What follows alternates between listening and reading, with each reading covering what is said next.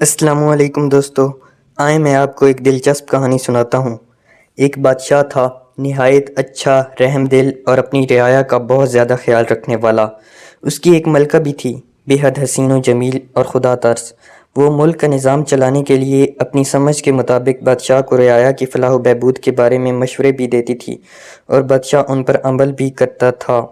اللہ نے انہیں ایک چاند سا بیٹا بھی عطا کیا تھا، اس کا نام شہزادہ عدنان تھا۔ بادشاہ اور ملکہ دونوں اس کو دیکھ دیکھ کر جیتے تھے۔ وہ ابھی صرف 10-11 سال کا تھا، مگر تھا بہت سمجھدار۔ وہ پڑھائی لکھائی میں بہت دلچسپی لیتا تھا اور اپنے دوسرے ہم عمر بچوں کے برعکس کھلونوں سے زیادہ کتابوں میں زیادہ دلچسپی لیتا تھا۔ بادشاہ کو اس کی اس دلچسپی کا علم تھا، اس لیے وہ دور دراز کے ملکوں سے قصے کہانیوں کی کتابیں منگوا کر اس کو دیتا تھا اور شہزادہ ان کتابوں کو بڑی دلچسپی سے پڑھا کرتا تھا۔ ان کتابوں کے پڑھنے سے اس کی عقل و شعور میں اضافہ بھی ہوتا تھا اور اس کو طرح طرح کی معلومات بھی حاصل ہوتی تھیں۔ شہزادہ عدنان کے اتالیق اسے مختلف مضامین پڑھاتے تھے۔ وہ اس کی ذہانت اور عقل مندی سے بہت خوش تھے۔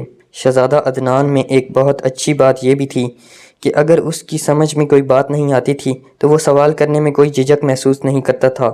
اس کے اتالیق جب بادشاہ کو شہزادے کی علم و حکمت سے لگاؤ کی باتیں بتاتے تو بادشاہ بہت خوش ہوتا تھا۔ پڑھنے لکھنے والے بچوں سے سب ہی خوش ہوتے ہیں اور ان سے محبت کرتے ہیں۔ ایک روز دوپہر کو جب شہزادے کے اتالیق اسے پڑھا کر رخصت ہو گئے تو وہ باغ میں آ کر بیٹھ گیا۔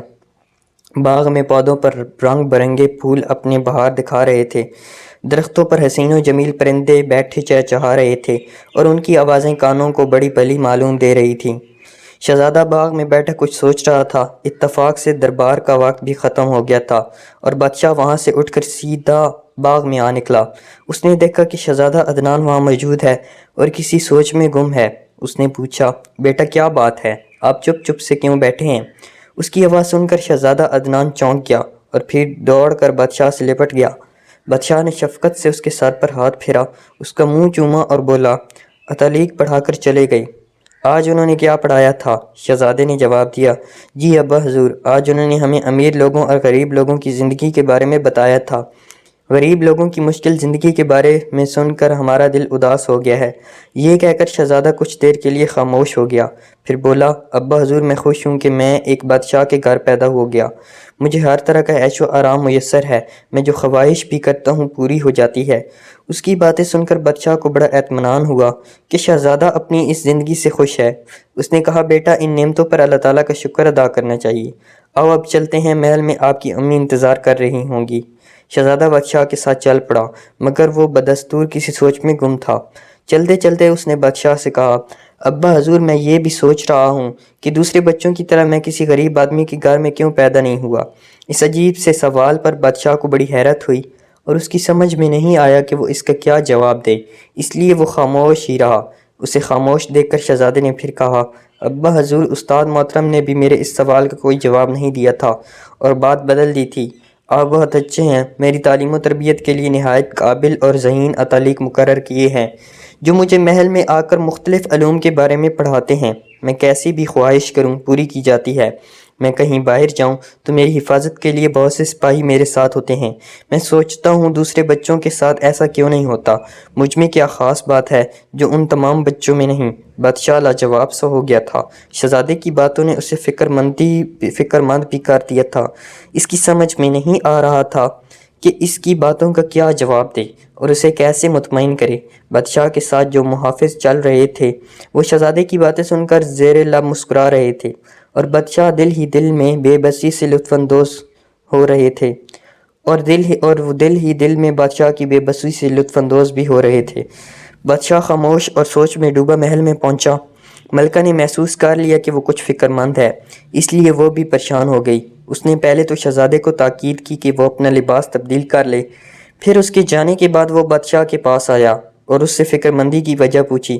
بادشاہ نے شہزادے کی کہی ہوئی تمام باتیں ملکہ کے سامنے دہرا دیں۔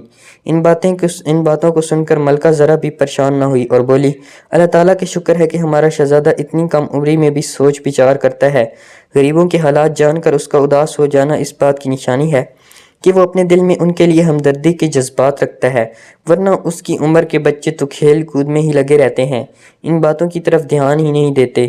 آپ فکر نہ کریں، میں شہزادے سے اس بارے میں بات کروں گی اور یہ پتہ لگانے کی کوشش کروں گی کہ اس کے ذہن میں اس طرح کے سوال کیوں اٹھ رہے ہیں۔ بادشاہ کو ملکہ کی اس بات سے اطمینان ہو گیا۔ شام کو ملکہ نے شہزادے کو اپنے کمرے میں طلب کیا اور اس کے ساتھ کھڑکی کے پاس آ کر بیٹھ گئی۔ اس طرح طلب کیے جانے پر شہزادہ عدنان سمجھ گیا تھا کہ بادشاہ نے اس کی باتوں کا تذکرہ ملکہ سے ضرور کیا ہوگا، اس لیے وہ اپنی ماں کو دیکھ کر شرارت سے مسکرایا اور بولا، امی حضور، جو پوچھنا ہے پوچھیے، میں آپ کو ضرور بتاؤں گا۔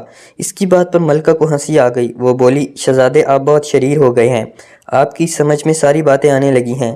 شہزادہ فوراً بولا، سوائے ایک بات کی۔ ملکہ نے کہا، وہ بات آپ کے ابا حضور مجھے بتا چکے ہیں، آپ تو مجھے صرف اس بات سے آگاہ کر دیں کہ ان سوچوں سے آپ کا مقصد کیا ہے۔ ملکہ کی بات سن کر شہزادہ عدنان سنجیدہ ہو گیا اور بولا، امی حضور، میں اچھی طرح جانتا ہوں کہ ابا حضور وزیروں کو، امیروں کو اور اپنے درباریوں کو بغیر کسی وجہ کے بیش بہا انعامات سے نوازتے رہتے ہیں۔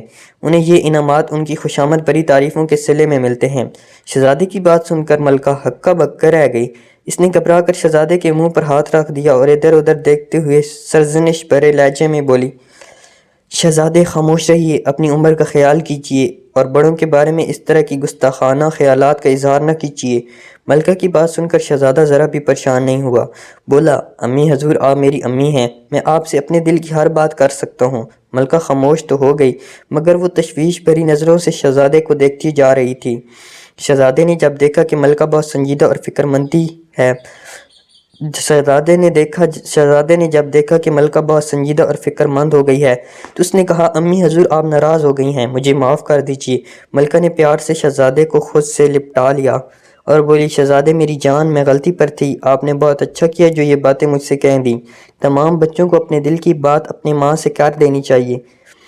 دنیا میں ماں سے بہتر کوئی اور دوست نہیں ہوتا، یہ ماں ہی تو ہوتی ہے جو اپنے بچوں کو صحیح مشورے دے سکتی ہے۔ اچھا، اب آپ مجھے آسان الفاظ میں بتائیے کہ مسئلہ کیا ہے، آپ کے ذہن میں ایسے خیالات کیوں آ رہے ہیں؟ شہزادہ کچھ دیر تک سوچتا رہا، پھر دھیرے سے بولا، امی حضور، جب میں محل کی برجی پر چڑھ کر شہر کا نظارہ کرتا ہوں تو مجھے روزانہ بہت سے بچے دور بازاروں میں نظر آتے ہیں۔ وہ بچے محنت مزدوری میں مصروف ہوتے ہیں، کوئی انہیں جھڑکتا ہے، کوئی بےعزتی کرتا ہے، کوئی دھکے دیتا ہے، مگر اس کے باوجود وہ بچے محنت مزدوری کے کاموں میں لگے رہتے ہیں اور شام کو چند سکے لے کر گھر چلے جاتے ہیں۔ یہ سب کچھ دیکھ کر میں اداس ہو جاتا ہوں۔ میں یہ بھی سوچتا ہوں کہ میں اگر محل میں پیدا نہ ہوتا تو میں بھی انہی کی طرح کا ایک بچہ ہوتا، مجھے بھی محنت مزدوری کے اپنے ماں باپ کا ہاتھ پٹانا پڑتا۔ یہ کہہ کر شہزادہ عدنان نے پیار سے ملکہ کے گلے میں بانہیں ڈال دیں اور پھر بولا، امی حضور، میں چاہتا ہوں کہ ان بچوں میں سے کوئی بچہ بھی مزدوری نہ کرے، یہ سب تعلیم حاصل کریں، کھیلے کودیں جیسا کہ میں کرتا ہوں۔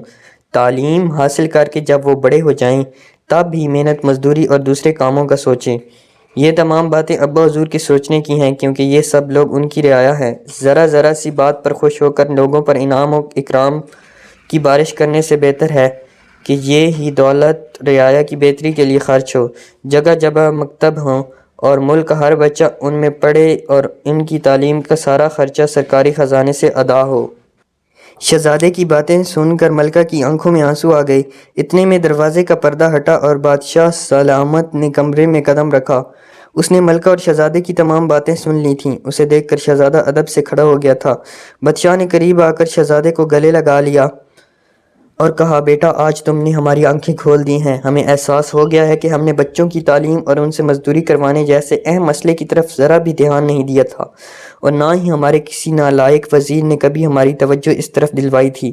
یہ ہماری بہت بڑی غلطی تھی، ہم چاہتے تو اس لیے بھی بہت کچھ کر سکتے تھے۔ اس کے بعد بادشاہ اپنے وزیروں کے ساتھ جڑ کر بیٹھ گیا۔ مسلسل کئی دنوں کی سوچ و بچار اور صلاح و مشوروں کے بعد اس نے ملک بھر میں جگہ جگہ مکتب بنوائے، ان میں پڑھے لکھے بہترین اتالیق مقرر کیے۔ اس کے بعد ملک بھر میں منادی کروا دی گئی کہ آج کے بعد کوئی بھی بچہ مزدوری نہیں کرے گا، لڑکی ہو یا لڑکا۔ تعلیم حاصل کرنا سب پر لازم ہوگا۔ جو والدین اپنے بچوں کو مکتبوں میں داخل نہیں کروائیں گے انہیں بادشاہ کے سپاہی گرفتار کر کے جیل میں ڈال دیں گے۔ جو والدین اپنے بچوں کو ان سرکاری مکتبوں میں پڑھنے کے لیے بھیجیں گے انہیں فی بچہ ایک اشرفی ماہانہ وظیفہ ملے گا۔ سارے ہی ماں باپ چاہتے ہیں کہ ان کی اولاد زیور تعلیم سے آراستہ ہوں۔ اس اعلان نے سارے ملک میں خوشی کی ایک لہر دوڑا دی تھی۔ لوگ جوک در جوک اپنے بچوں کو تعلیم حاصل کرنے کے لیے ان مکتبوں میں بھیجنے لگے۔ وہ لوگ جھولی پھیلا پھیلا کر اپنے بادشاہ کو دعائیں دیتے تھے، کیونکہ اب ان کے بچے بازاروں میں مزدوری نہیں کرنے جاتے تھے، وہ اب تعلیم حاصل کرنے لگے تھے۔ ایک روز ملکہ شہزادے کے ساتھ محل کی برچی پر چڑھی شہر کا نظارہ کر رہی تھی۔ اس کی نظر شہزادہ عدنان پر پڑی، جو بہت خوش نظر آ رہا تھا۔ اس نے ملکہ کو اپنی طرف متوجہ دیکھا تو بولا، امی حضور دیکھیے، شہر کے بازاروں میں اب ایک بھی بچہ مزدوری کرتا نظر نہیں آ رہا۔ اس کی بات سن کر ملکہ بھی مسکرانے لگی۔ تھوڑے ہی دنوں بعد اس تبدیلی کے آثار نظر آنے لگے۔ سچ ہے، تعلیم ہی انسان کو حقیقی معنوں میں انسان بناتی ہے۔ بادشاہ کے ملک میں بھی ایسا ہی ہوا۔ جب سب بچے تعلیم سے فراغت کے بعد عملی زندگی میں داخل ہوئے تو انہوں نے جو پیشہ بھی اپنایا اس میں اپنی تعلیم کی وجہ سے خوب کامیابی حاصل کی۔ آس پاس کی حکومتوں کے لوگ اس بادشاہ کے ملک کی ترقی اور اچھی حالت دیکھ کر اس کی مثالیں دیا کرتے تھے۔ انہیں کیا پتہ تھا کہ اس تبدیلی کے پیچھے نیک دل بادشاہ کا بیٹا شہزادہ عدنان کا ہاتھ تھا۔